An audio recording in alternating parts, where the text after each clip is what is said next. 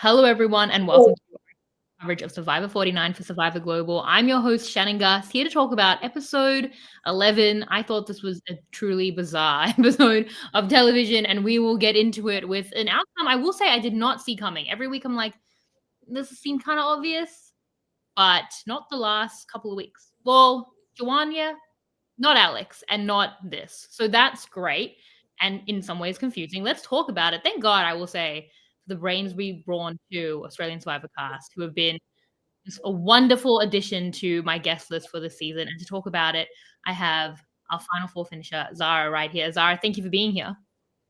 Thank you so much for having me, Shannon. I have really enjoyed this season and I'm excited to get into it. I thought that episode was actually fantastic right until the end. It was a bit of a letdown, but we can get into it.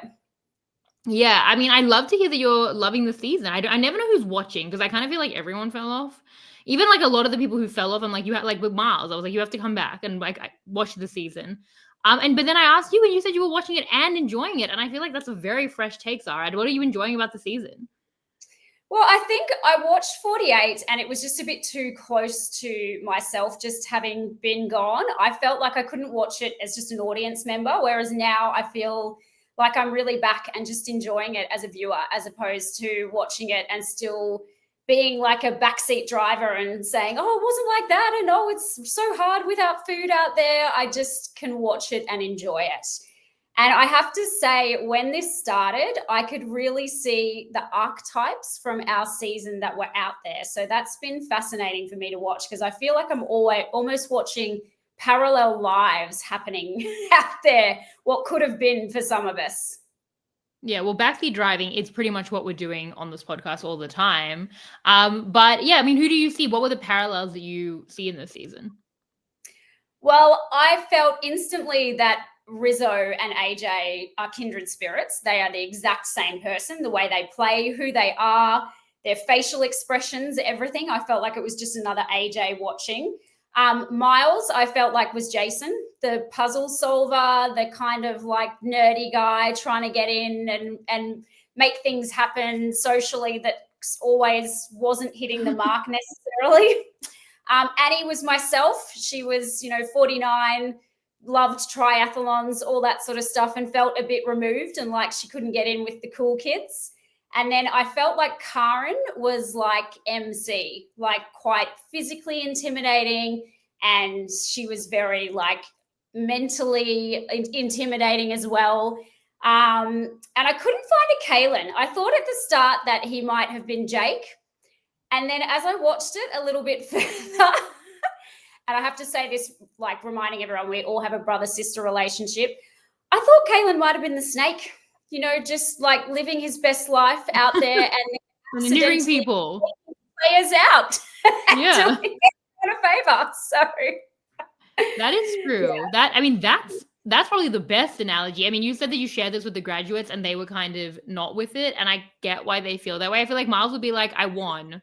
And Jason got through one tribal council. He was kind of swap screwed, but I feel like Miles, while he had social missteps, had way more inroads, obviously, than Jason ever had. I mean, you have to give yourself credit above Annie, who as well made it through one tribal council, where you made it to the final four. AJ and Rizzo, I mean, the archetype of like the cerebral guy, sure. But AJ, I think like he's like 10 years older than Rizzo, and I think like that maturity is evident over and above. And then yeah, MC and Karen, I feel like, and I say this with love for Karen, like in the best way, like Karen has like a lot more attitude, like MC seemed like very sweet. And not that Karen's not sweet, but like that it would not be her identifying feature for me. So yeah, I mean, I don't know. And I feel like AJ was more social than Rizzo as well, because I was surprised this episode, and I have to give Savannah her flowers, that Savannah seems like so much the jury threat. I've been looking like Rizzo because people do not like Savannah. They can say it's an act with Christina, but she said it in confessional. Like she does not like Savannah, but she's so much the jury threat. And I feel like AJ was always kind of that jury threat. But I do think this jury is going to be voting kind of like your jury. It's going to be very much on game. It's not going to be relationships. It's not going to be social. It's going to be very much like who I thought played the best game, even if I don't necessarily like them. So that kind of changes how I feel about how like some people are leading the way or not. Yeah, I mean, we'll definitely talk about as well. I think Rizzo and the fake idol play really threw me at the start of this. I think that was actually a really big misstep. Okay. And yeah, but even when Rizzo was self-editing about at the end of the episode, I thought I just could have seen AJ doing that as well. You know, when he That was was like, "Oh, great. birds and one, so oh no, it's a bird, and then I oh no, love it's a." that. I just could see it going. Yeah, I mean, Rizzo has been my favorite character since day one, closely followed by Savannah. It's a toss up between the two of them for me. Yeah, and they're playing an amazing game. So we'll see who gets there, I guess. Yeah, well, let's talk about this episode because I thought this was so weird. What a bizarre like equilibrium they found where there is a war. They say on the next time on, like it's war. It has been war. The whole time has been this Uli Hina war. I think the war will resume. And for this 1 week, everyone laid down their arms to get all of the same options. They kind of just prolonged the inevitable to get to something of a stalemate next week. And I think there are reasons for that. Like there were roadblocks, like having to work around Sage, who was being very emotional. Sophie, already diverting from Uli, even if they wanted to work with her. But I also think they didn't seem to want either side to take a shot. And I do think this was a misstep from both sides, but it's so interesting to me that both sides would allow it to get to this 3-3, where they both have some ammo, they both have some trinkets, like they both have a reason they might win, instead of just trying to take the shot here. Like, it's such a bizarre mirror image where my criticism, the thing I would commend about both sides is like, oh, you all got through with all your trinkets. But the thing I would criticize is you let the other side get through with their trinkets. Like they did the exact same thing. So Sophie being a unanimous vote here when she was in the middle, I mean, it's an enjoyable kind of play usually for a swing vote to go home. But I did not see this coming and still have questions about why it did, maybe. Yeah, I really thought the only people that benefited were Rizzo and Savannah. That for all of the others, I think you can make an argument as to why that was not a good move. But I also think everybody just got a little bit gun shy. Everybody got a little bit complacent. Sometimes people just think the easiest move is to make no move and just to go along with what everybody else is doing. And I can also individually see why all of them got to that point. You know, Sage, I think when she lost Juwan, her ride or die, she started the episode a little bit anybody but me. So I see why she didn't want to make a move. But yeah, I think it was a real misstep by most of the players out there. I think it was a misstep, but it's like, again, it could be worse. It's like if there are 3 options, like the top option is like take out an opposing target for Uli, hopefully a Steven. I even think weakening Steven with like a Christina would be okay just from a numerical perspective. Certainly take out a trinket. And then like the middle option is this. And then the worst option would be one of you to go home or your trinket to get flushed. And then for Hina, surely you want like Rizzo or Savannah out. Or the idol, at the very least. But middle option was this, but then at least like none of them went home and they kept the vote block. Like it was so exactly the same. And I would argue it wasn't that great for Rizzo and Savannah. They technically came in to what should have been this final 7 with majority, and they lost Sophie. And they like willingly lost Sophie, even though she was working against them as well. They come in here at a 3-3. That's technically worse. So I don't know that I think that it was great for them, but again, it could be a lot worse. For Sage, I mean, what to say about Sage? Like, this was like an out and out disaster for Sage, I think. From a TV perspective, I love it. Like, I love Sage's character. I love that she's not just like, good game. I love that we get that fire and ice with Juwan. Like, as much as he's like, doing gestures on the jury now, like he said, we made a mistake and he gave everyone a hug. But Sage, it's like, it's the fire and ice. Sage is so upset about it. She's so emotional. This is wonderful Survivor. Like, this is 25 years of like, you've broken my heart. And that's what keeps the show going and so interesting. It's so human. It's hypocritical. Like she's been blindsiding people and she like doesn't want it to happen to her. And I love it from a TV perspective and from a human perspective, just, very raw, very real. From a game perspective, so painful, obviously. Like she's been going for Savannah this whole time and she has so much power in this vote. She is like the key to everything and she's being the most illogical. And that's why I asked, like, are Hina trying to get to her to do something better and she's just unworkable? Because I'm kind of willing to give them the benefit of the doubt because she did seem very illogical. Or are they not even trying that? And to be fair, we did see them say, well, I can keep my block vote if I like. We saw Christina want to take out Savannah, but Steven seemed on board with just doing this kind of middle option. So I don't know. Like, do you have a sense of? Do you think do you think that they would have taken a shot at Savannah if like Sage had been wanting to, or like where do you see kind of Sage in all of this? Yeah, well, again, I was kind of disappointed with Sage's reaction because it was exactly what we expected. I thought she's been like, I love Sage as a character. I think she has been amazing. But I think we've seen that she is an incredibly emotional player. And this was her chance to come back to camp and say, you know, wow, well played, guys.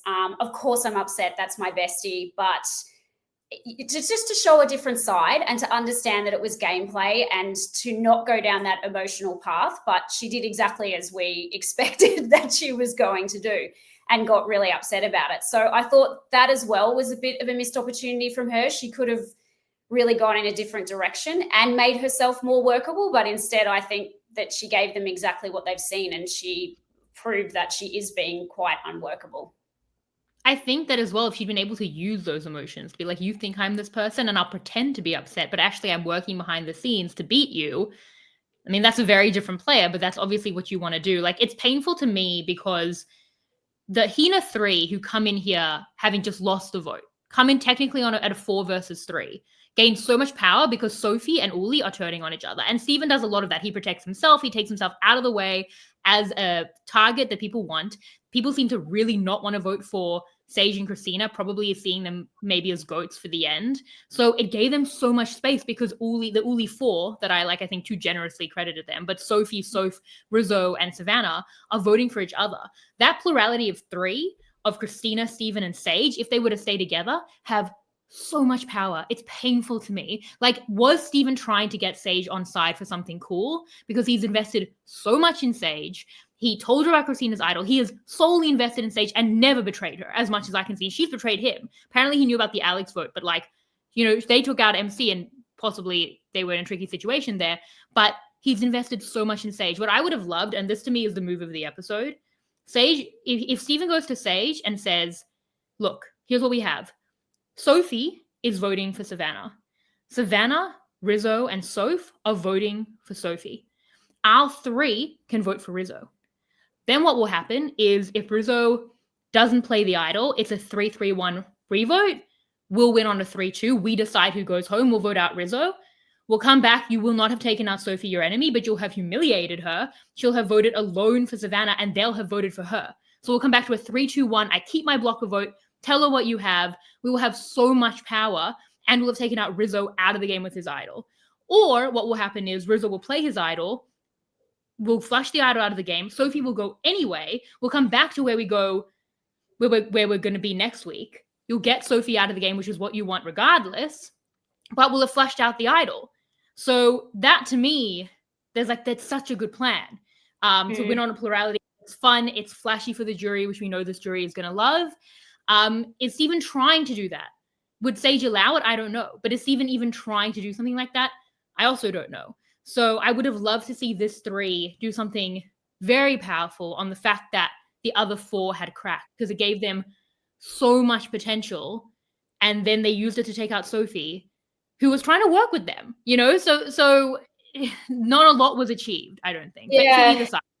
Yeah, I agree. I think somebody really needs to sit down with Sage as well and say the revenge that you think that you want and that you're going to get, and playing up to the jury and having that satisfaction of, being able to say to Juwan, I got them for you, and all of that. It was beautiful in the moment, but that's great for that vote. And I just don't think that she thought that much further ahead, because I think Sophie, Purple Sophie actually is what we've been calling her in our house, because she was so bad. When we were doing Sophie. Yeah, exactly. Purple Sophie.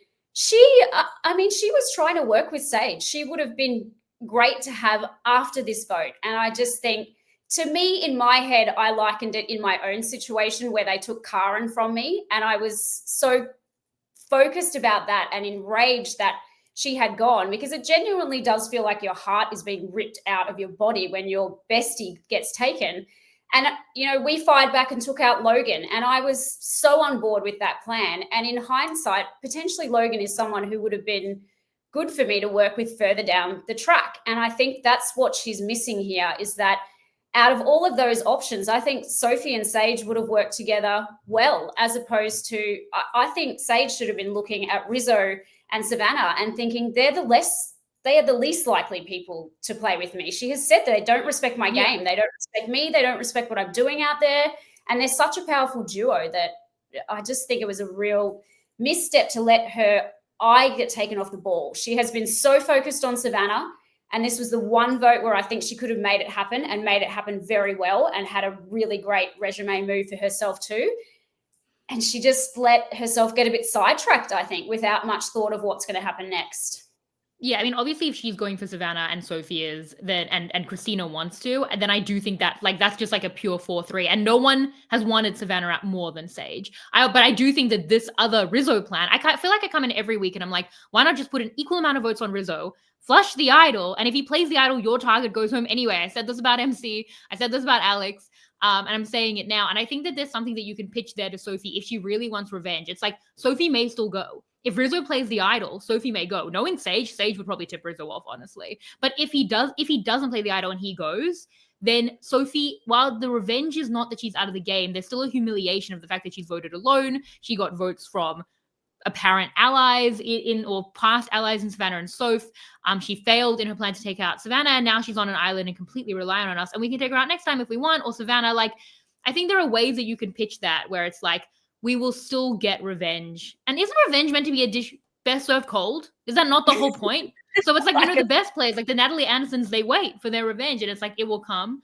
I think just like taking her out next and actually like cutting off your own leverage, it's self-defeating. But like that, I mean, for Sage, it speaks for itself. For me, it's more, how much do I blame really Steven? Because Steven, I think, has a good episode. Like, obviously he pushes to go on the journey. He gets the advantage. He wins immunity. He keeps the advantage. All of this is good. But with all that power, I would have liked to see a little more done. But then I also, because it's this middle option, I have to also credit, he's going to come in next week at a 3-3. He could also get Soph on side. And technically, even just at the 3-3 with the vote block, he should be able to have a 66% chance of voting correctly and not being blocked by the idol. So he's in, like, it's in a better spot, but it's still tenuous. Like, neither group comes out here with a win. And maybe, should I blame Steven, or was it just never going to be there? Like, the way that I look at it is that Steven and Hina should really lock in with Sage. They probably couldn't have, but even if they could have, I don't know if that's what he was trying to do based on his confessionals. Uli, I think, actually should have locked in with Sophie. They probably couldn't have, but even if they could have, it doesn't seem like that they were trying to do. It's a bizarre mirror image with, some things to commend and some things to criticize. But yeah, for Sage, it's just truly terrible. But for everyone else, I'm like, tricky spot, but I also don't know if they were managing that spot the best. Yeah. I mean, Steven was the star of the show this episode. Yeah. He did amazingly well. I loved the journey that he did. That was such a great challenge to watch. I know you don't love challenges too much, but I thought it was great. I mean, it seemed unsafe. I can't believe they made him do that, to be honest. With no harness, like on the rocks. That was crazy to me. Definitely at the start as well. At the start of that challenge, I thought, this is amazing. I said the whole time I was out there, when is there going to be a running challenge? I wanted to, this is my jam. I thought it was going to be a flat out run around the island, but it was more like a rock climb around the island. And when the numbers started coming up too, I literally thought the numbers were going to be 1, 2, 3, 4, 5, 6, and they were just making him run around for the sake of making him run around. But it was quite a distance, and it looks like it was maybe 4, 5 Ks, and that would have gassed you in the state that he would have been in. I know Steven's not on my wavelength because he was counting the numbers, whereas Jake said in Survivor 45 he does Survivor winners. That's always how I try to remember numbers. Even to this day, I can tell you what Steven's numbers were, and I have not watched that challenge again since watching it a few days ago. If I'm not mistaken, it was 184325 JT Gabler Denise. Really easy to remember numbers that way, but that is not what Steven was doing. So yeah, but it was impressive that he got it done, and even more impressive for me that he went out to do it, because everyone was mad that they'd allowed him to do that. And I think they were like right to be mad because they gave him a big opportunity and then he took it. Yeah, I think as soon as the word strenuous was mentioned, you just saw everybody not want to do it. And I can blame them, to be honest. That's feel the same way. I totally felt for them in that situation because you are so hungry, tired, your brain is scrambled. The thought of going and doing something strenuous, and they're also being strategic by thinking, I don't need to do that right now to myself. I'm going to save my energy. I'm going to try and win immunity. But all of them equally said that they were annoyed that Stephen went. So I found that confusing when they were sitting in their confessional saying, oh, well, that was very annoying that Stephen got to go and do that. It's like, but you let him do that. You had the Yeah. opportunity to go as well. I think they were hoping it would be like a Sage or Christina, maybe. Even that wouldn't have been great. Or maybe that like it wouldn't be them, but like an ally would do it. But I do think, and I kind of get it because you don't want to lose a vote, right? I mean, now they're going to have a vote blocked. So it would kind of be the same outcome to go out there and fail. Like, you know, it's going to be a challenge based on the way that it's been worded. I do kind of think like the more physical members of the technical majority at that point, Sophie and Savannah, kind of need to back themselves and go. Like, I don't think you can let, I mean, and by go, no one's going to be antisocial enough to be like, we vote you out of this. We've always said that with the journeys, but at least to do a scissors, paper, rock or something to try and go, like to let Stephen go. And then they were like, well, he'll gas himself for the challenge. And he didn't. It was just it was a little bit too scared, I think. And it was ironic because it was kind of a flip from what we have seen this season where Uli will kind of take their chances and Hina won't. And for the first time, like last week, I said, Hina, stand up, do something. And Stephen was like, I will. And I really respected that. I really respected he's like, I'm going to go. I'm going to win the advantage. I liked his lie about it, scaring people off. Not saying what it is because the vote block is, you know, usually quite small. Could be very important next week. But like making people scared about it. He couldn't, you know, say he'd lost his vote and try and draw votes because he had nothing to protect himself. Winning the challenge. I'm like, well, at least he's doing something, you know? So I have to credit that. Like, I can't commend that they just let him go do that, even if I understand the risks and like why they were reticent to do it.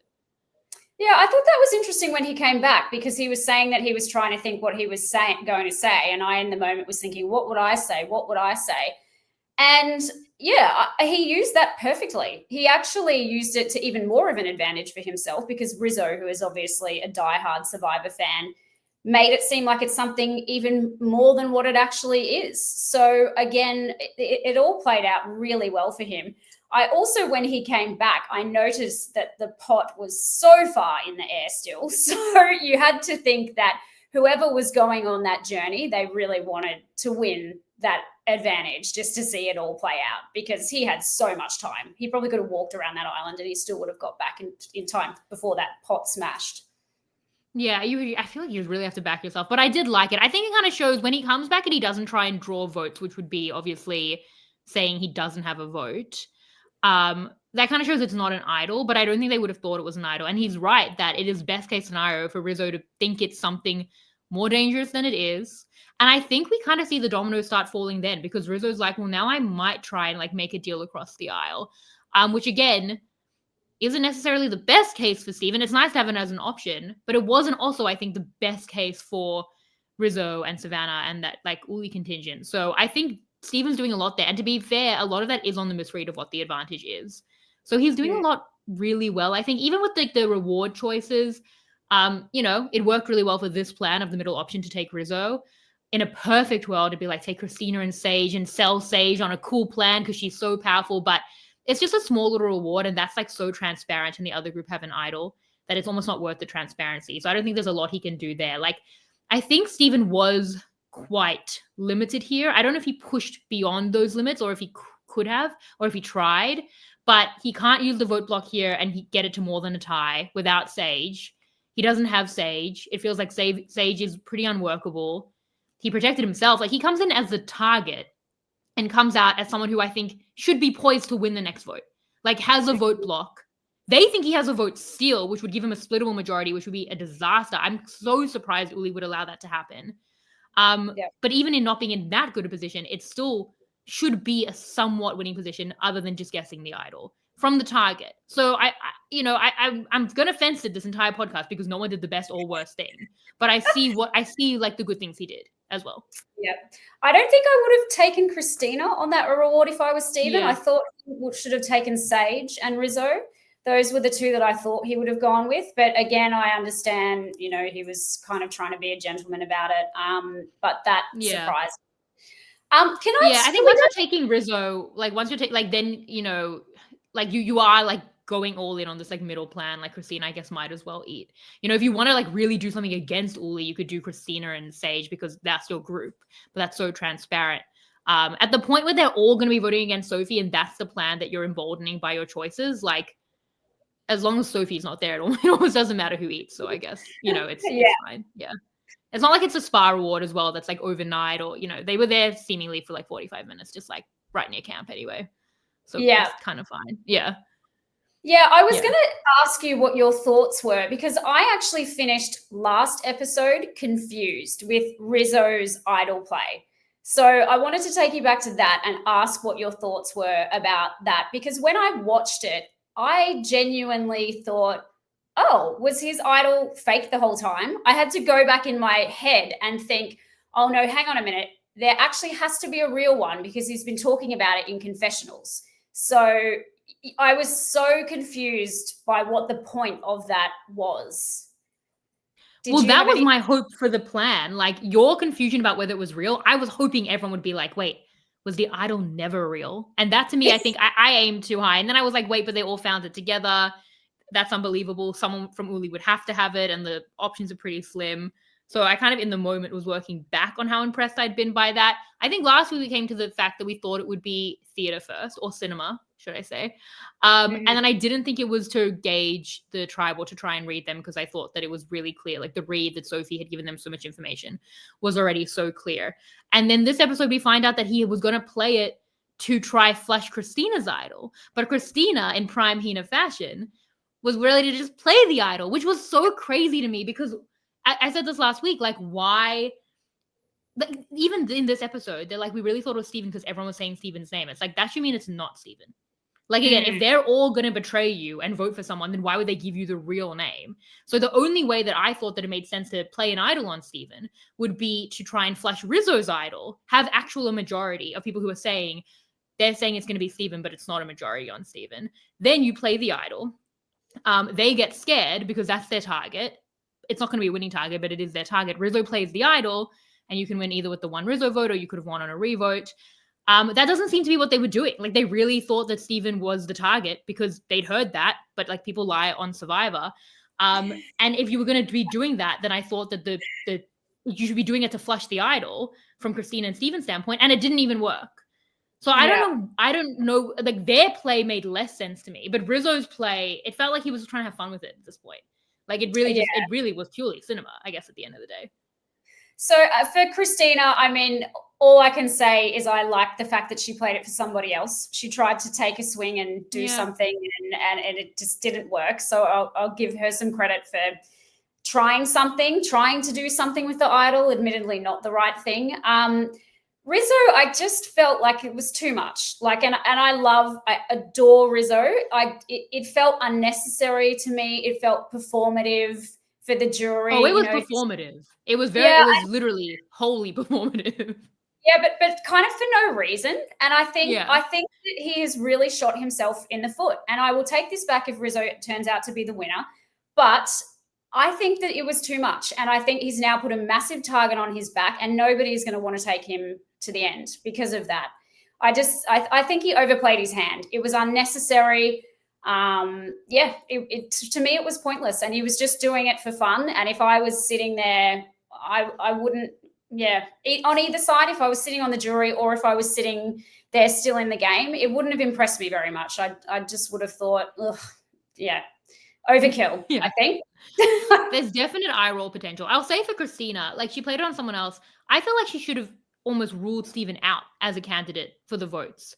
Because, again, if they're not, unless you think you have the majority and you know that unless what you're trying to do is get the minority who are apparently voting for Steven in this world that you've heard, you have a majority that are not voting for Steven, who are voting for whoever they voted for last week, and then Savannah probably. But so you have a majority, and they think it's going to be Steven, so you're going to flush an idol. By playing it on Steven, you scare a minority who think they're a majority. They play an idol, you flush the idol, which did not work. If they were going to be in the minority, I think it should have been like, okay, well, it's definitely not Steven. He has implicit immunity. I'm being told by people who are saying they're with me that Steven's the vote. If I'm in the minority, they're not with me, so they're lying, which means Steven's not the vote. Like, I think that there should have been like deduction of like, that means it's not Steven. Maybe it's me. Maybe I should protect myself.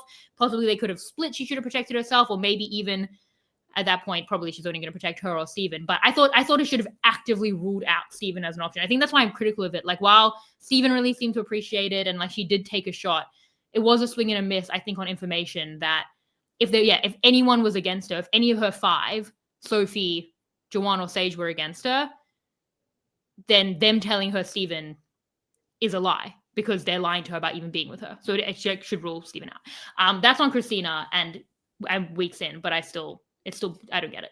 And then from a Rizzo perspective, like Rizzo's such a target, you know? He's already a target. Rizzo's like playing with like house threat money. Like, you already know who Rizzo is. It's not like, wow, who are you? You know, like, I kind of think like if you didn't want to go to the end with him, you weren't going to do it anyway, and it might get some flashpoints. I think the worst thing you can say about it, it was like, it didn't achieve as much as I'd hoped when I saw it. When I saw it, I thought, wow, if he can convince even some people that there's any doubt that he has an idol, this is so brilliant. Even like a little bit of doubt, even like 1% of doubt, I thought that would be so interesting to just get them kind of off kilter. But the fact that that didn't happen, I'm less impressed by it. Like, it was kind of just pointless to me, which is fine. Yeah, but I'm not like so down on it. Like, yeah, some people hated it and some people will like it, and that's kind of how Rizzo plays, I think, just generally. Yeah, it's just Rizzo. Yeah.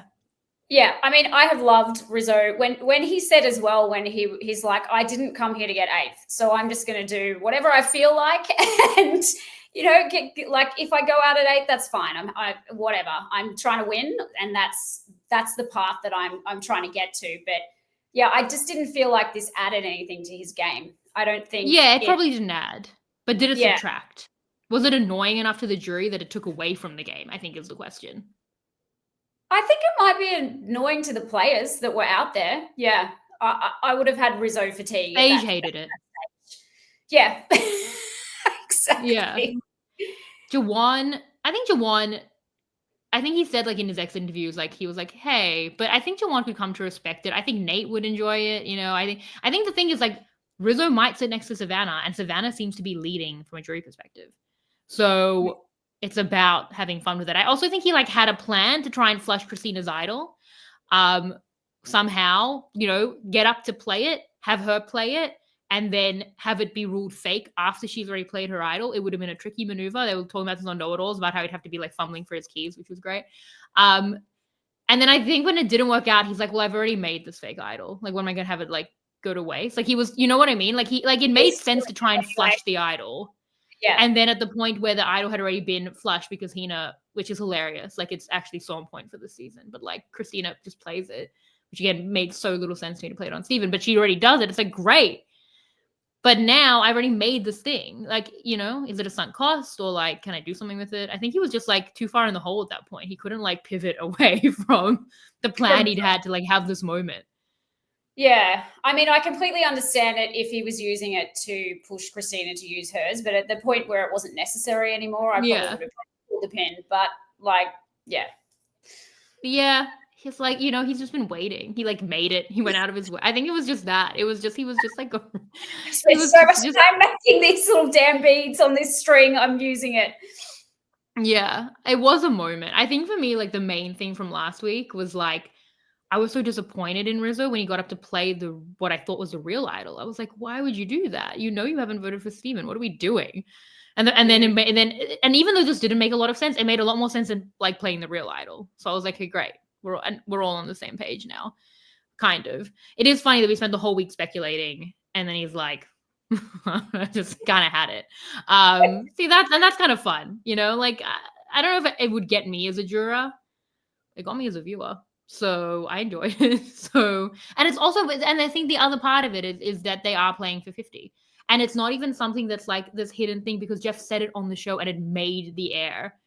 So, like, yeah, if it's something that's memorable and that we're talking about, if it gets screen time, like he doesn't know he already has a big edit, then, I mean, that alone might be something you're thinking about with 50, you know, filming in a few weeks from then. Yeah, that's a good point.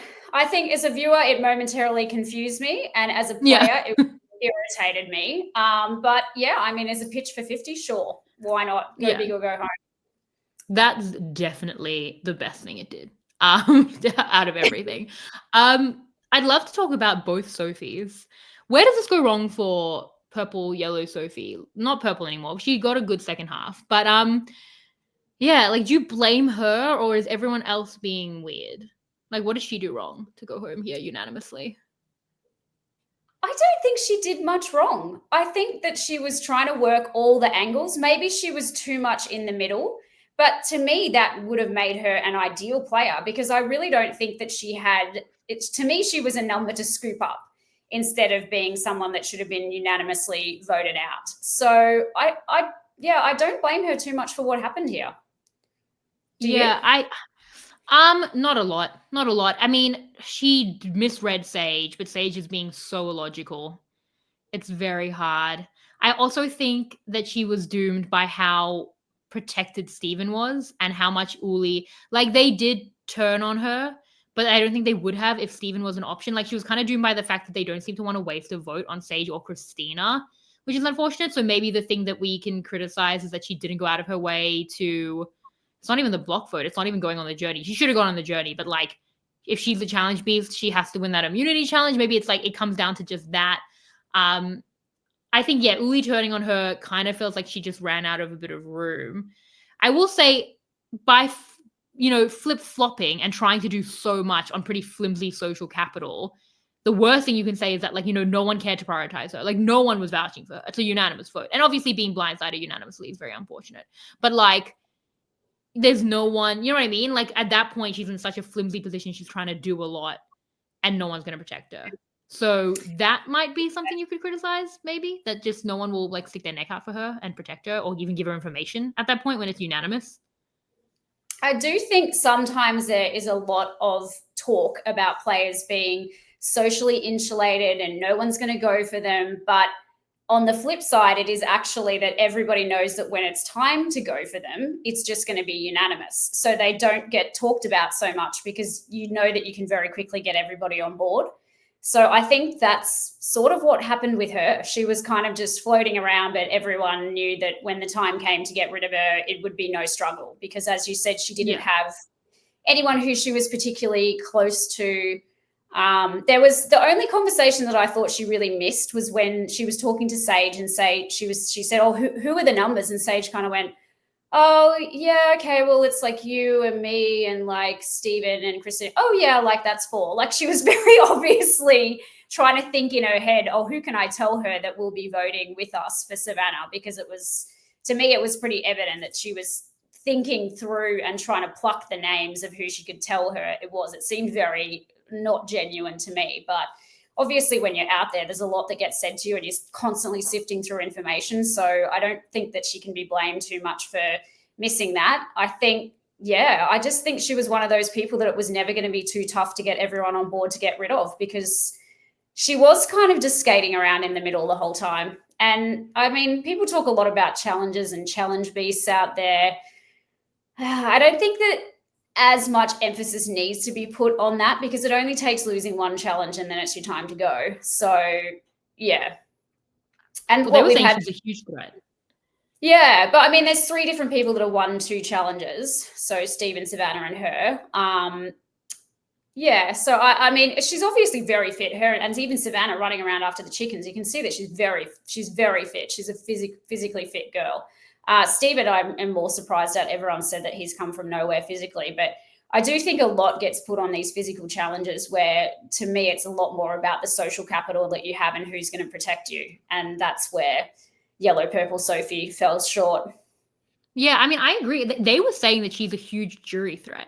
And this shocked me. Like one of the biggest surprises of this episode for me was how much I have to recalibrate my idea of the jury. I thought Savannah would have issues because like she has had social issues. I thought that, and she has a great story. That's obvious. But like, it seems like the story completely wins out. And I thought that Sophie as well has rubbed people the wrong way. And they've said that. And she's been really kind of adrift socially pretty much the entire game since literally OG Hina that never in many tribe iterations that never even went to tribal council, she was on the bottom. But they say she's been, in on the vote and she's won challenges and they, I think, are hyping it up from Rizzo and Savannah's standpoint, but they also mean it. I think Sage said it in confessional, Rizzo says it in confessional, like they do see her as a threat, certainly more of a threat than they see Christina and Sage, who I think obviously has this demeanor that in some ways is very accurate, actually, and in some ways is being played up, that mean people dismiss her, kind of like they did with like Carolyn. It kind of seems like it's in that vibe. So she does become a threat, and then she has no one to protect her, and she doesn't have the right read on what's going on. It's a pretty good argument for why Soph shouldn't break from her group too, because like again, Sophie didn't even really have a group to break from. She was at the bottom of Hina, flipped on them, but then went back to Hina for the plan, so it has nothing. But I will say, in her defense, like both of the plans that she's pitching as like a quote unquote swing vote, I think makes sense. Like if she's going to them and saying we should take out an Uli, we should take out Savannah Sage, which you've always wanted to do, I think that is way better than taking her out. Like I think they should take that shot. I think she's trying to read logic where there wasn't as much logic there, especially from someone like a Sage who was such a crucial vote. And then even the other side, she said, was saying that it was going to be Christina, and it was kind of like a vague decoy, and she should have read more into that decoy for them. But even that, I think, is the better move. Like, I think if she can read the fact that Hina are not with her because they've never been with her and can try and lock in again with Uli, again, I don't know that they do it, but I think that's the best play for her. If she had the full lay of the land, I would love to see her go to Soph, Rizzo, and Savannah and say, let's take out Christina. Steven has something. Do you want to come back to a 3-3? Like, we need to take a shot just to even weaken Steven. That was the decoy, and that would have been the shot for me. So I don't know how much I can discredit her when both of the plans that she's selling to either side to me make more sense than what actually happened in her going home. Yeah, I think now that you've said that as well, to me, for her thinking that Sage would come back on side with her directly after the last vote, that was a mistake. I mean, but she should come on side with her. Like, she should vote out Savannah. Yep, it's a shame that she got, like, as I said, she has had this one target, and she unfortunately ended up going the other way. But yeah, I think that Sage is so emotional, and she was just deeply hurt by Joanne going. So it just wasn't the right time to try and just turn around and be like, okay, well, I think we can work together this time. She, Yellow Purple Sophie was saying, oh, Sage is a real gamer, and I think she'll be able to see it from this perspective. And no, she's not that type of player. So, and she wasn't even trying to hide it. Like, she was crying. But I think it's like, and I think this has always been said. I remember listening to a podcast. I remember where I was. Like, I must have been 10 years ago. I listened to Richard Hatch speaking with Rob and talking about how sometimes cerebral players, which I think Sophie is, will read logic, and I think I would be like this if I was on the show, because I would be like, okay, this is what you should do, so that's what I'm going to read. And I know, like, Yul Kwon has talked about, like, having a penner around, like, if you're self-interested, you might do the logical thing, which is then easier to read. I think what can be so tough is it's like, Sage, you're going to vote with me for Savannah because you should, and she definitely should, but she's not reading Sage as a person. Like, no, Sage is not doing the logical thing, but she's missing the emotion, like the really clear emotion. And the thing is, it's not even missing it on kind of losing the lay of the land of this vote. She also chose to keep Sage due to their relationship last week over Joanne, because she felt like Sage would come back to her, and misread how Sage would react to that, and react to her and like be so betrayed by her. So I think it's really hard to read Sage. I don't think I could have done it well, but she also like did not do it well. It's not a huge criticism, honestly, of Sophie, because I think in a different world where Steven's not protected, I don't think she goes here. I think she kind of just ran out of runway a little bit, but I'm not like so harsh on how it happened for her. Yeah. And that actually is something that I have to say Rizzo is excellent at. He is finding people that, and he says if someone's saying that they want someone to go, he's not necessarily going to do that because that's who they want to go. He is thinking about who he wants to go. But when you're out there, you have to come up with a person and a reason that other player wants them out. And he is so good at doing that. No one's going to be out there going, oh, you want Savannah gone? Oh, I'm just going to help you do that. Like, that's not the way that it works. And he's very good at selling people on why it's going to work for them. Again, AJ 2.0. Very good at finding why somebody else should do that and not talking about it from your own point of view. So, yeah, I found his play like that really interesting. Well, you said you thought this was pretty good from Rizzo and Savannah. Like, what did you see here that this was like a good outcome for them? Because to be fair, Sophie was working with them last week. Like, they did lose Sophie willingly, seemingly, but like she was a crucial part of what should have been a majority. And she goes home here. They technically go from a 4-3 to what, a 3-3. But like, what did you like about this episode for them? I think mainly the fact that Rizzo and Savannah are such a tight duo, and nobody has tried to that. No one's trying to split. No one tried to split them up, and no one No. is doing anything about it. And even Soph has said, "I can see that I'm number 3. I'm not 1 or 2 here. I'm 3." And she spoke about how she should be trying to do something. And again, we can talk about her point of view and why I knew that she wasn't going to, by the way she was talking. But to me, I just think everybody should have been trying to split them up. So the fact that they got through this vote together, I think, is the most important part for both of their games. Yeah, I will. I'm pure defense. I mean, you have to credit. Like every time Savannah's vulnerable or protects herself, but is vulnerable and doesn't go home. Every time Rizzo skates by with the idol, like instant chizzy consideration just on that. And that is true. They didn't get as much done, but then maybe again you're harsher on Steven. Steven's immune, and he gains that protection for himself. But like they can't take a shot at Steven, so they get out another threat. And another option I would have preferred if they could have to go with Christina. I think they were way too quick to turn on Sophie, even if she was turning on them. But it felt like they were doing that like pretty simultaneously.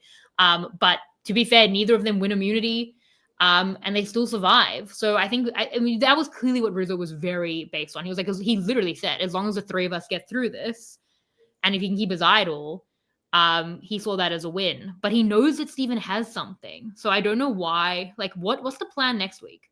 If Steven has a vote steal, like they're screwed, and they don't even know that Soph could be out the door. Like I actually don't like. I think that they're in a worse position than they think. Or I don't know what. Like if Steven has a vote steal, isn't that like a terrible situation for them? Like they could split the vote at that point. Yeah, but so do you think Soph's out the door? Because I don't. But even if Soph's not out the door, then if Steven has a vote steal, which is what they think, then their 3-3 becomes a 4-2, and then they split the vote. If Soph is out the door, they don't know that. We can talk about it from Soph's perspective, but I don't know that I think she's out the door. No, but even without that, I think going to a 3-3 where Steven just came back from something is, I don't know, it's tenuous. I take your point. They're so set on the jury threats. I think they just didn't want to waste a vote on Christina. Even I think that numerically they needed to, if they could have, which they couldn't. But they weren't trying. I think all of the other players, you could argue that Christina and Steven are a duo, but I don't think they're very strong. I think that all of the others are kind of singular, and they're a duo and sort of a trio. And I think that's incredibly powerful out there. And I really can't see anyone knocking the 3. Like I feel like those 3 are going to be sitting at the end unless something magical happens. So yeah, that to me is more what is powerful, is how close and tight they are. Yeah, it is funny because it's very like in line with your season with taking out the buddies, that looking at what was a technical 7-person majority at the merge, Sophie had no one. But I think it was kind of like Christina Alex, and she lost her buddy. I think it was Steven MC, and he lost his buddy, and clearly Station Jawan, and she lost her buddy. And now they're like this kind of like group of 3. And like obviously Steven and Sage are close. Yeah, like, but it was Sage and Jawan, Christina and Alex, and Steven and MC. So no, like the fact that like Rizzo and Savannah have been like the pair of the season, and they're still there and not taking shots. I mean, you have to commend that. I just don't think it was a win. I think everyone tied. Have you ever been to a football game where there's a tie and they don't know what to do and they just like play Coldplay? This is what this episode was for me. They can't play either theme song. So they just play Coldplay. That's how this episode felt to me. It was like they shook hands and were like, "See you next week when the war will continue." But for this episode, we just took a split break. It was an anticlimax. And if the vote is unanimous, then that shows that it didn't really serve anyone, because everyone agreed that was what had to happen. So a unanimous vote at that stage of the game as well, I thought, wow. It's so funny because usually in a unanimous vote, it's like, oh, well, like you don't even realize, like half of you have really lost and half of you have really won. But there was just like such equilibrium in this vote where it's like you all like did the middle option. So yeah, I don't know if it's better for Hina or Uli I think it's probably quite similar. I've really struggled at, yeah, like if they can't get out Steven, maybe it is a good option, but I still think Christina's the other option. And I think for me, Hina do slightly win. And for the reason of they came in losing. So now if I think they're either tied or even in a slightly better position with the vote block, I think they come out winning slightly in this over Uli, because just from where they were losing to slightly winning. And Uli technically came in winning to, I think, slightly losing. So it's minimal, but I do think that that Uli did kind of slightly lose. But I want to give Savannah her flowers, like truly, like through the exit interviews, because I listened to Jawan and Sophie since the last podcast. And even, yeah, just the way they're talking about her, I'm like, oh, she's like the number one threat. The way that both Sophie and Jawan talked about her pure presence at the MC vote. I said I didn't know if I felt like Savannah was the reason MC went home. And Jawan said, like, Hina cracking kind of made it Sophie, but her pure presence, he's like, I'm scared of her.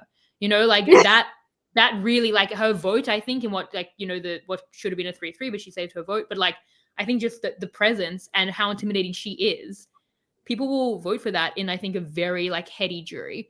And I want to give credit to that because I think I've dismissed it at other times. I thought it was more like Rizzo's Riz that took MC out there. And it feels like a lot of it was Savannah. So I want to like put my hand up that I wasn't giving enough credit. And I've seen so much of the credit in the last week for her. So that, to me, I was like most impressed by for her in this episode. Yeah. I mean, I don't think it was definitely not Savannah's strongest episode, this episode, but overall, I think she has been amazing. She is physically powerful and intimidating. She has a presence, as you said. She's going to be incredibly articulate at a final jury, and she has played from all angles. She's been at the bottom. She's been at the top. She's formed amazing social bonds. She's also shared a lot about her struggles, how she's struggled out there, which I think is really interesting. But I basically think she's unbeatable, even by Rizzo, who I think Rizzo is having the time of his life out there and he's playing an amazing game. But I still think if he sat next to her, that, maybe it's the age and the maturity and the life experience, I think she's going to be able to talk over him. Yeah, I agree with you. And I did not think that coming into this episode. So that is a big shift for me. And the way that Soph talks about it is so interesting. So Soph is in a very interesting spot. I felt like she gave both Sophie, who she's going to end up voting against. Like if Sophie finds out, she could have blown up Soph's spot. But I thought she gave Sophie and Sage way too much information. She gave them so much information. Like if they feel under pressure, now Sophie's gone. If she had felt under pressure, if Sage ever feels under pressure, couldn't they like completely blow up her spot? And then she doesn't do it. And I don't know if she's looking to do it anytime soon. So that was a strange one for me. Like what is Soph's path here? Like when should she be splitting, if ever? Yeah. I think she should have split now. And I don't think she is going to do it. And the way that she explained it, and I think it's evident when you play. Yes, people can say, oh, what is she doing? She should be aiming for Rizzo and Savannah and all this sort of stuff. But you have to get to the end to be able to sit there. And those two, as soon as she started saying these, I trust them implicitly. She said, I'm closer to them than people that are my friends at home. Like they are now more important. She's been so mean about her friends. Yeah. Imagine being her friend and being like, me? Yes, imagine being the one that's going to come for the loved one visit. If you have to turn up to that, you'd be like, these guys, they overtake me in the friend war. I just thought as soon as she said that, I thought she's sticking with them and she's just going to stay with them and see how far she can get. I'm skeptical as to whether or not she's even going to use this advantage that she has. We can get into who has advantages and how they're going to use them. But yeah, I don't think she's going to do it. I think that she feels so much trust and faith with them, which happens when you're out there. And I think she's just going to stay with them to the end, ride that train. Oof, well, that would be bad. I don't think she should flip now. I think this is a little early. And I do usually say go early rather than late. But my thing for me is like she has a real ace in the hole. Now they were talking about this on know-it-alls. When does knowledge's power expire? I Googled it and I couldn't find anything other than an AI answer. She needs to use knowledge's power on Rizzo's idol. It is a game-winning move. whether that it expires at 6, then it's happening at 6. If she can do it till 5, it could possibly do it at 5. I think there's such a good pathway there. No one knows she has knowledge is power. The fact that she's kept that a secret when everything has been pretty open and has had all these leaks is so impressive. There's so much potential there. Whether it is taking out Rizzo and Savannah at 6 and 5, and they're like 2 double shields and getting to fire, whether it's coming for Rizzo if she can and taking it at 5 if it hasn't expired. And I think even if you steal it, use it at 5. Take out Savannah now, I think, because Savannah's the big threat. And then Rizzo's less of the challenge threat at 4. It's leaving it very late, but there's potential there. I mean, it's like the best endgame ever. There's just so much ammo, but she really needs to use it for the jury and it's tricky. It's not going to be easy, but like that at its full potential could do so much damage. Like she can't even be thinking of taking Steven's advantage. We know she literally can't take Steven's advantage because he uses it before tribal council, but also you cannot use knowledge is power for the group. She has to use it to individualize in her group and make the flip against Rizzo and or Savannah her own. And then I think she could beat probably near anyone. But will she be able to, is the question. Yeah, I too am very confused about when and where everything can be used. And I Googled it as well, and I could only sort of come up with 6, we think. I think there's another argument here. They have let Rizzo hold on to that idol for so long, and he is in her core alliance. And I'm almost thinking that she might let this knowledge is power lapse or try and take Stevens, because I'm looking at all the paths here. She doesn't know that she can't use Stevens. So that to her, I think, must still be an option. And I think as well with the idol, she could be looking at it and thinking, is there any point in me taking this off someone who is in my core alliance? Like she would only be thinking of using that to get someone in her core alliance out. And is she going to be willing to do that? I mean, she was giving everyone information about flipping on her core alliance in this episode. Like, she must have been really thinking about it because she was talking about it with people she's not technically working with. She gave so much information to them. So she must be genuinely thinking about it. I think she could still be coming for them, even if she doesn't do it now. 7 is early. You know, if you do it at 7, like we just saw what happened to Sophie. You get rid of the people who are loyal to you, and then they can easily, you know, the other side is like, thank you so much. And then they easily cut you. They would bring her into a 5, which was actually good for a split, but like it's a pretty loose group. It's certainly not the end game. It's not a final 4. I think 6 and 5 6 or 5 makes a lot more sense to me, depending on when the knowledge of power expires. And I think it's something she clearly is at least thinking about. I didn't think she was going to do it here. Even though I get, you know, with Sophie on Savannah, she definitely could have like been in that powerful sage spot of trying to get Hina across to do it. But yeah, I mean, I'd love to see her try. I think there's a winning game there. Like, I think there's a real winning path. That's why I'm like, you don't have to do it now, because I think that even at 6 or 5, you can leave it that late. But she has to pull it off. You don't think that she is going to try and take Steven's advantage? I think she definitely could. She said it in this episode, and I was cringing because I was like, that would be awful. If she was going to use her knowledge of power for the group, she could have told them about it already. She could have taken Christina's idol. She could have taken MC's idol. To use it on Steven's advantage, which we know wouldn't even work. But that's the least of the issues. It's just not the path. She has one way to win the game. Steal Rizzo's idol in a really impressive way. Take out maybe Rizzo or Savannah or both in that capacity, and be sitting there with a really cool Kelly story that unfortunately like no one other than Alex saw, but like we know was impressive. And then she went through and she was part of this underdog narrative, and then she individualizes with the knowledge of power that no one knew about. Like, that's a winning game, and it's like a really good winning game. I'd be like, great, you know? Like Marianne waited till 6, and she pulled off a great move, and it was a great win. You know, she positioned herself well, and she knew exactly the time to strike.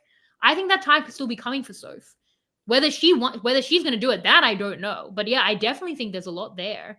And I don't think she has to do it now. There. I'm just not sure that I just think there's another path where she doesn't do anything and says, hey, I had this, but I didn't use it because you guys are my allies and I haven't.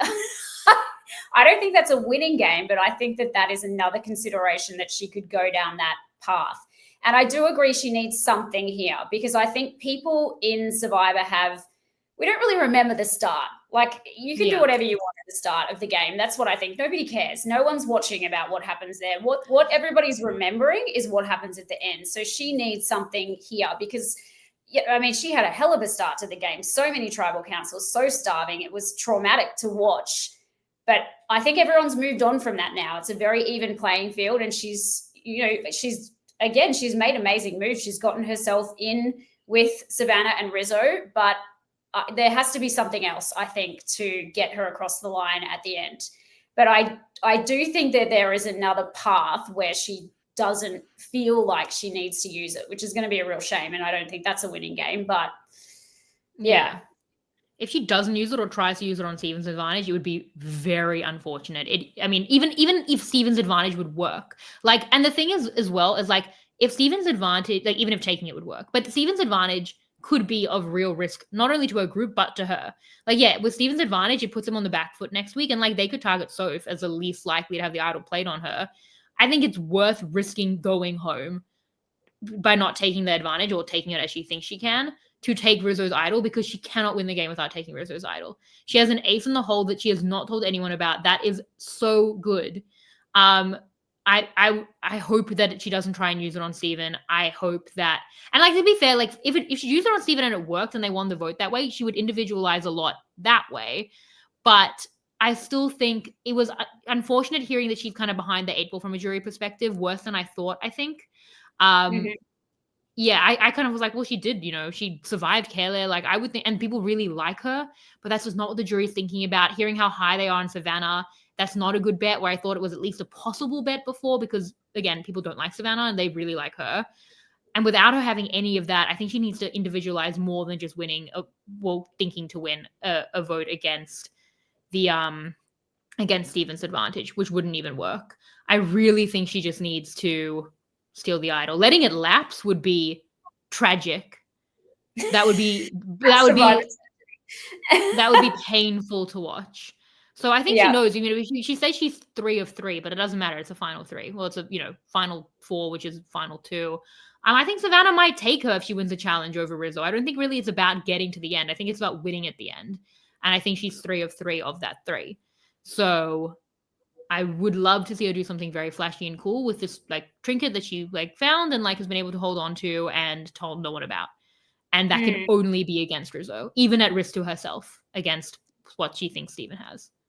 Yeah. I mean, the best part of it is that she's told no one. I think that's amazing. Yeah. That's the way to play it. Yeah. I do feel like she might try and take Steven's advantage just because she doesn't know that it's not going to work. Yeah. So, yeah, but obviously taking Rizzo's idol is going to be the best option. We'll see if she goes down that path. Just the way that she was speaking this time about how much she likes those two, and you've seen how close she is to Savannah as well, and how, like, I think the emotions for her are coming into play as well. Yeah, I think I have a high bar, like, watching like Marianne and Omar, who are coming to Australia in just a couple of weeks. Like, I'm going to be hanging out with them, like Omar was in Marianne's wedding. And he is as close to her as people in her life. He was in her wedding, and she did what she needed to do. She used the trinket at 6 to take out the person running the game. Didn't mean she loved him any less. He respected it. He voted for her to win. Like, that's why you play the game, right? And I think Savannah would respect it. Rizzo would respect it. Anyone would respect it. It'd be a great move. It'd be so cool. So I think that's the bar that I judge it on. Is like, you have to find people you love that much and be willing to hurt them, unfortunately. And we'll still all go to Australia together, hopefully. So yeah, we'll see how that goes. But is there anything else from this episode you want to talk about, or should we get to the chizzy? I think that it was very interesting, Sophie's wording again. The wording about Sophie being comfortable and arrogant. I think too that probably came into play. You know how Sage she said it twice that she was comfortable and arrogant. So I thought that it was just interesting wording that she was obviously, that's how far off put she was. And I also think that it's worth noting as well Christina's comments about Savannah at Tribal Council, saying that she had, I think the wording was a strong dislike for her. Yeah. So yeah, if Savannah's in the end and Christina votes for her, I think that's really interesting. Again, that's what makes Survivor such an interesting game. If you can strongly dislike someone and then, vote for them to win. It's amazing. So we'll see. Your cast was so strategy based on the jury, and I think that this cast will be the same. It's like it's already, you can see it in the culture of the season. I thought it was funny. I saw a video from Savannah where she was saying like, we set that all up, Christina and I. Like we knew that they thought we were against each other, so that was all an act. It's like, but Christina is in confessional saying she doesn't like you though, so it's not like fully an act. Absolutely. I think strongly dislike might have taken it a bit far, but there is definitely animosity. Yeah. Yeah. Christina was drawing on something very real for that performance. And even when they were saying, Savannah was saying, oh, maybe in another Survivor situation where we'd been on the same tribe, we could have been besties. And Jeff was like, I don't think so. So, yeah, I think it's very evident that they just, even with when Savannah went up and said, well, who are you voting for? And Christina just took such mortal offense to being asked that question right in her face. Like, she's just not used to dealing with people that blunt in real life. So, yeah, it was interesting the way that all played out too.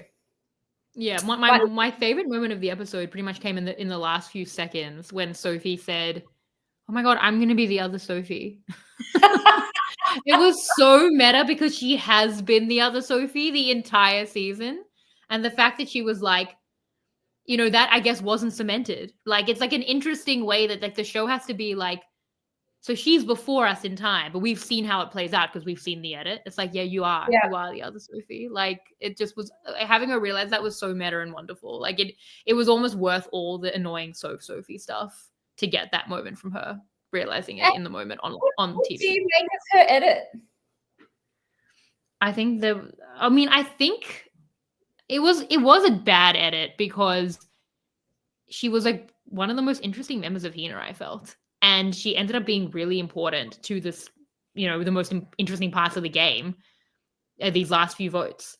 I think they didn't know what to do with her because Hina wasn't going to tribal council. She didn't go to tribal council until the merge, right? So, and neither did MC and Christina. And there was only so much they could show of people whose dynamics just weren't going to play out, or were going to play out in like one way, which is basically that she was on the bottom of Hina.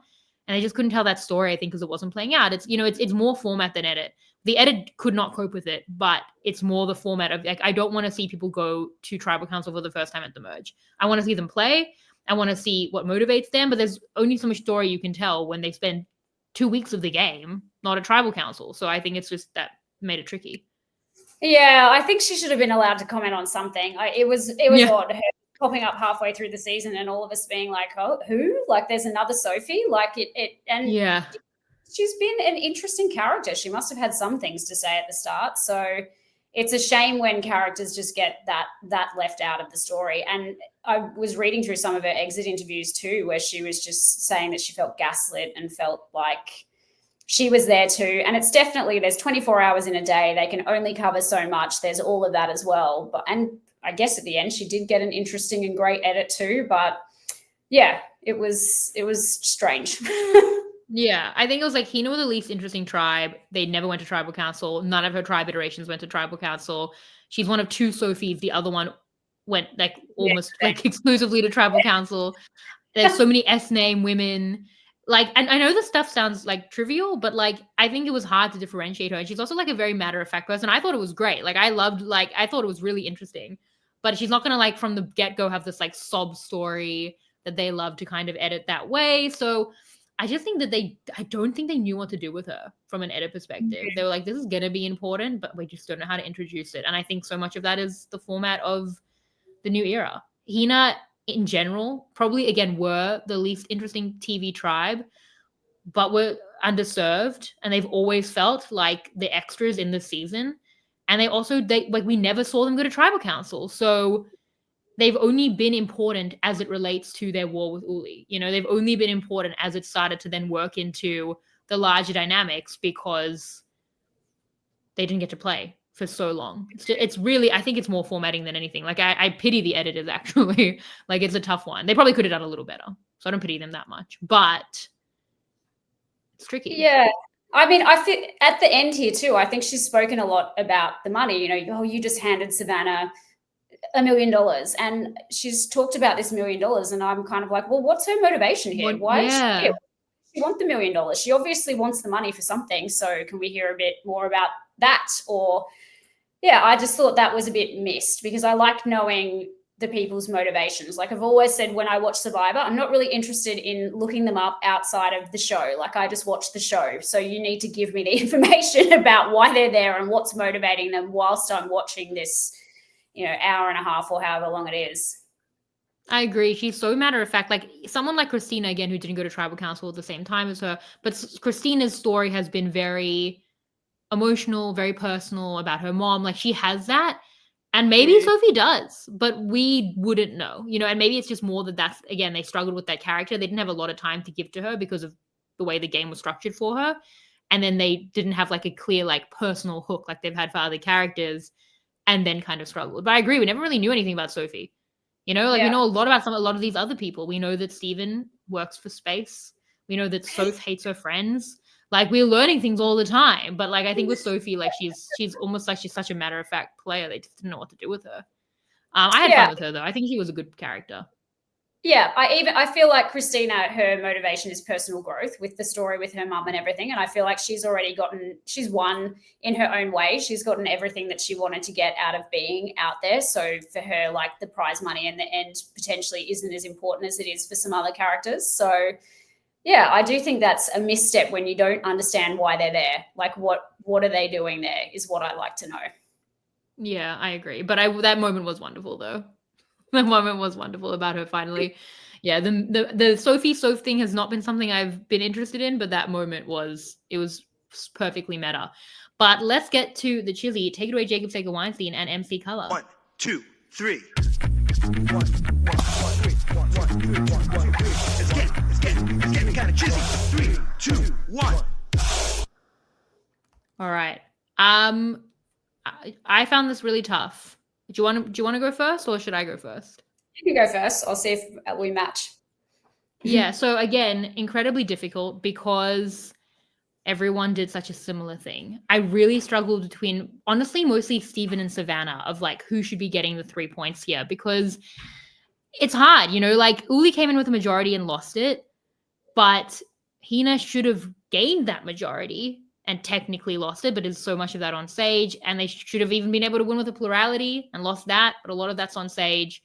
And because of that, I will give the benefit of the doubt to give the 3 points to Steven. I feel like for Steven, again, he comes in the worst spot. He is the target. And he protects to a better spot next week. Like he protects himself through this week at the very least. And I think he should have like a winning spot next week. He gains and keeps an advantage, wins immunity. Very unfortunate not to be flushing those trinkets, but the same can be said for the other side. So it's not perfect. None of this is a big win, but especially with the difficulties of trying to work around Sage, I will give Steven 3 points. And then I'll give Savannah 2 points. Again, she has the difficulties of trying to work around Sophie, who's split from them. But yeah, they don't get enough done. I think they're coming in a worse spot. I don't think this was a win for Uli, which is rare actually at the moment. But Savannah, she's just surviving, just being like the vulnerable target and surviving, and then hearing how much the jury is obsessed with that, or could be obsessed with that, or will be as potential jurors. She went up in my estimations just from that alone. So I'm going to give 2 points to Savannah. And then I'll give a point to Rizzo, honestly, just for keeping the idol. Like every week that he can do that, even though, again, I think he was a little bit too forthright on like, well, I'll work with Steven. And a lot of that was on the misread of the vote steal. He got his objective. I think it was too low an objective, but he wanted to get his 3 through to next week, keep his idol, and he did do that. And there's some merit to it. And the merit is that they survived with the trinket. So very, very tough. Like I couldn't give it to Sage. Obviously I thought that was terrible. So if he goes home, Soph, I don't really know where Soph sits with it. And I'm low on her jury chances. Christina, also I'd like hate for Christina that she's not even a potential target because I think people are looking at her so lowly from a jury perspective. So it kind of had to be those 3. And then I just kind of struggled with like where to fit them in this like bizarre mirror image episode. But what are your points? I had exactly the same. I had 3 for Steven, and I'm going to say we have exactly the same because that's just what the episode gave us. I just think Steven was the absolute star of the show for this episode. He he went out there, he did that amazing run. He felt personally fulfilled. You see that beautiful moment where he lies back in the sand and he says, I feel like I've already won. He was in such a tough position as well going into this episode, and he took all the chances. You heard the word strenuous and still went on that journey. He came back successful. I think he had the right conversations. He won immunity. He used his reward well to speak to Rizzo. I don't think he could have done anything more. He did a really great job. It was just a really good episode, getting to know him better and hearing from his confessionals and seeing him in all his glory, having a great run there. Second, I gave 2 points to Savannah. I think if it wasn't going to be Sophie, it was going to be her, which we've seen again, because it just seems like her name keeps coming up again and again, and she's doing all the right things to get out of the line of fire and having all the right conversations. And I think she's a massive jury threat. And if somebody doesn't take her out soon, she is my winner pick and has been my winner pick since the start.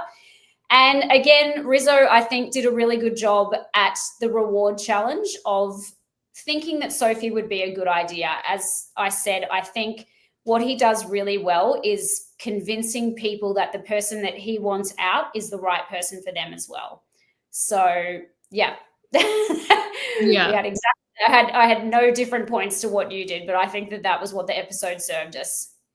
Yeah, clearly Rizzo and Savannah had spoken about it because they both were like, she's voted correctly every time. She's the only one. Like, they had their arguments ready to go. I will say for Savannah, the credit is like, if you can commend everyone defensively for making it through, but criticize them offensively for letting the others make it through, then for Savannah, it's best because she's the active other target. So if it's on survival that we're crediting, she was the one who's like always most in the line of fire, and just getting through trinketless as she's been is impressive. So that is definitely like a credit to her as well. If they can just keep surviving. Because I don't know how it goes next week. Like, I think it's a tricky spot for Rizzo and Savannah next week. I thought that was a really strange argument as well. She's been on the right side of the vote. They said it several times. I mean, you look at our season. When was Miles on the right side of the vote? That Miles is a unicorn. Miles, I mean, that's the kind of thing that would appeal to me as a juror, so I do get it. But it's like, but then you could also say, but she's been like very left out socially. Sophie had a lot of power. Like, Sophie had, that's why Sage was so upset. Like, Joanne and Sage gave her everything and she completely knifed them. And it was because they'd invested so much in her. So I do get that. And it would be a good thing to speak to. But I think you could also probably poke holes in the game of like, she's never had a home, but maybe that's an impressive thing. It kind of is how you pitch it, she found a home, and if she made it to the end, that would be impressive. So I kind of get it, but I just thought because people didn't really seem to like Sophie that would be enough. But I don't think, this whole jury is not, I need to think differently. The funny thing is, like, last season, Joe was the person that's like, we have to get them out. And if we don't get them out, they're going to win. And he didn't win. And Savannah's that person this season. And I think it would come true. I think she would. And I thought Joe would win. But it just shows how different every jury is. Like, that's not what appealed to 48. And I think 49, I mean, if you look at the jury, I think MC, I think she would, she doesn't seem to like Savannah, but I think she would be impressed. Like, obviously Nate is, their ally, but Jawan, I think even if he doesn't like Savannah, or, I mean, he seems sweet, but like, she didn't like him, or they had bad relationship issues, I think that he would vote, I think that it'll be a very unsocial jury. So I've got to get that in my head because it's quite different to what I'd been thinking. Look, I was very shocked when Joe didn't win last season, and I think he just got annihilated on that last night. I really wanted him to win too. I thought he would have been an amazing representation of that season. I found that argument about her being on the right side of the vote. It's like, who cares? I understand that out there it might mean something, but sometimes it just means you're just going with the wind. If you're leading a vote and it goes wrong, I think that's more impressive than just being like, I just went with everybody, what everyone else was doing. But I was on the right side of the vote. It's like, okay, that doesn't really do much for me. But it's just, as you said, it's having the foresight to come up with these logical reasons to give people so that they think that's the person that they want out. That's the clever play here. Yeah, I think so. I mean, like it shows awareness for sure, but I definitely think Rizzo and Savannah, Rizzo says she's a threat, so they must be somewhat true. and I think probably physically as well, but it was mostly, I think, an argument for argument's sake. It was funny because I met Joe when I was in San Francisco, and I was like, Joe, I really thought you were going to win. He was like, me too. I was like, I understand how shocked you were because I was that shocked. So I think we've kind of had a similar reaction to it. Like we had a really good conversation about it because I was like fully in Joe's mindset on that. I feel like I watched 48 from like Joe's vantage point and was like him, completely wrong on the jury, which Kyle doesn't let me forget either. And Kyle, is such a fun winner as well. But yeah, after hearing this with Savannah every week, got to get out Savannah. Oh, Savannah's such a jury threat. She better win at that point because otherwise I'm confused about why people say things at all. Yeah. I mean, I thought the whole 48 was about Joe and Eva, and if Joe had won, then that would have been. And he was just, the exact opposite of toxic masculinity. He was a beautiful person. It was a beautiful story. It was amazing watching it come to life on screens. So it would have been a good ending if he had have taken it out. And I was genuinely shocked that he didn't. But yeah, it's funny from a TV perspective because Joe's going to come back, and like. So is Kyle. So it's like the fact that they're immediately coming back must also work into the edit. That makes it a little bit more difficult. And I also think Jeff has said they asked him on a red carpet recently, they're like, who are your favorite players of all time? And he said Joe and Eva. So that probably skews things. But I still think to this day they said Joe was going to win. I just believe people when they tell me things. That's why I wouldn't be good at Survivor. But yeah, it was a unique jury, and I think this jury will be unique in its own way as well. Differently, the opposite. But yeah, Zara, this was so much fun. I'm so glad you've been watching and that you could come on to talk about it, and we managed to work it out. I know I said last week it was going to be Karen, but we had to flip things around so that but we will hear from Karen during the season as well. But thank you so much for coming on to talk about the season with me. And hopefully, I know that your pregnancy is happening, but hopefully I can have some discussions with you about the next Australian Survivor, which I'm calling the Brisbane edition, seeing as we have both Mark and Simon, because I cannot wait. I'm so excited about that. I'm going to be the #1 fangirl. No, I'm so sad. I'm so upset about it because they've announced that I'm a Celebrity, Get Me Out of Here starting on 18th of Jan, which means I kind of think Australian Survivor will start the 16th of February, which was in line with your season because it's been earlier before. And now they've shifted it later for this year and obviously next year. And I'm like, oh, that's so inconvenient for my child being born. Like, I don't know how much I'm going to be talking about that season. And then it's so annoying that they brought back the returnees because I'm so invested in obviously Mark, Simon, Brooke, and Harry. Yeah. And literally, I'm like trying to work out. I'm like, when is the last time I can podcast before I have a baby? Like, how many weeks can I cram in? Can I get slightly earlier screeners? I want to podcast a day before I give birth. That's kind of how I look at it. Truly. But I'm just so sad that it's going to be a very, I don't know, weird season for me not to be talking about it every episode. But anyway, that's a me thing. But yeah, a lot of good Survivor coming up. It's also 50 will be on at that time. So that's going to be a very hectic time of year for a lot of people. But Zara, tell everyone where they can find you and everything that you have going on. At the moment, I'm just Instagramming on my Instagram handle is Stylish Sheba. And I think I tweet sometimes, which is Zara Callianiotis. And that's about it. Hope to catch up with some fans. It was fun seeing you tweet about it and getting some questions and things in. So that was, it was good. Yeah.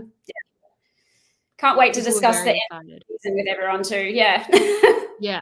We'll see how it goes. Only 2 weeks left. Next week, I will have Jacques from Survivor South Africa and then Karen on the finale. So that is what the agenda looks like for the rest of the season. But thank you so much, Zara. You can follow me, everyone, at Shannon Gates. Gus and Around is a little late. It should be out now. We've had no time, Peter and I, to do that. But Gus and Around podcast on YouTube, Apple and Spotify.